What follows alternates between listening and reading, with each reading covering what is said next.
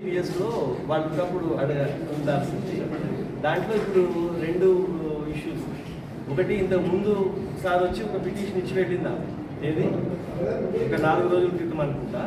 ఆమె వచ్చి నన్ను రాజ్ తరుణ్ యొక్క ప్రజెంట్ గర్ల్ ఫ్రెండ్ వాళ్ళు కొంతమంది వ్యక్తులు బెదిరిస్తున్నారు అని మాత్రం రాసిచ్చి వెళ్ళింది. మేము ఒక నోటీస్ ఇచ్చాము. అంటే బెదిరిస్తున్నారంటే ఫిజికల్గా బెదిరించడం ఒకటి ఉంటుంది, లేదా ఫోన్లోనో లేకపోతే ఇంకో రకంగా ఎలక్ట్రానిక్ మీడియాలో మాధ్యమాల ద్వారా బెదిరించడం. ఆ క్లారిటీ ఇస్తే కదా మనము వాళ్ళ సిడిఆర్ కానీ లేకపోతే దానికి ఒక ఎవిడెన్స్ కలెక్ట్ చేసుకోవడానికి కానీ అడిగాం. ఆ క్లారిటీ అడిగాము.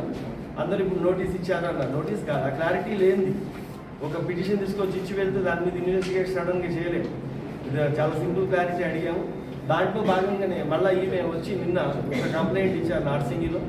తనతో సహజీవనం చేసి ఇప్పుడు పెళ్లి చేసుకున్నారని నమ్మించి పెళ్లి చేసుకోవట్లేదు, నువ్వు నా భార్య కాదు అని అన్నారు.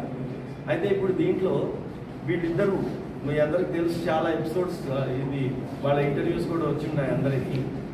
ఇది కొద్ది రోజుల క్రితం, చాలా సంవత్సరాల క్రితం నుంచి జరుగుతున్న కార్యక్రమం. దీంట్లో పెళ్లి చేసుకున్నట్టుగా నమ్మించి కనుక ఉన్నట్లుగా ఏదో ఒక విక్టిమ్ యొక్క స్టేట్మెంట్ కూడా సరిపోతుంది. తర్వాత దానికి కావాల్సిన కొరాబరేటివ్ ఎవిడెన్స్ ఆమె ఏమి ప్రొడ్యూస్ చేస్తుందో ఇది చాలా early to comment on that. ఒకవేళ ఆమె ఆధారాలు సబ్మిట్ చేస్తే దాంట్లో తగిన చట్టరీత్యా ఎఫ్ఐఆర్ చేశారు. అదే 493 అంటే ఒక వ్యక్తిని, ఒక అమ్మాయిని మనము తన భార్యగానే నమ్మించి తనతో ఉండి తర్వాత నువ్వు నా భార్య కాదు అని అంటారు.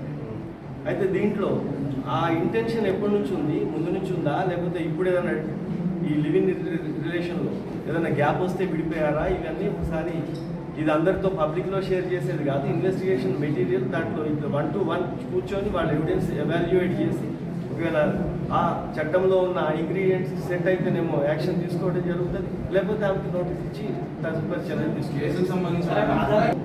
ఇప్పుడు మీరు ఏది అది మాట్లాడినా ఇక్కడ నేను అది కాంట్రడీ అయ్యి ఇప్పుడు ఒక ఫోటో ఇస్తే అది సరిపోదని నేను కామెంట్ చేయలేదు. అది ఆ చట్టంలో ఉన్న ఆ ఇంగ్రీడియంట్స్ సరిపడే ఎవిడెన్స్ అయితేనేమో కేసు చేస్తాను, అతన్ని చర్య తీసుకుంటాను.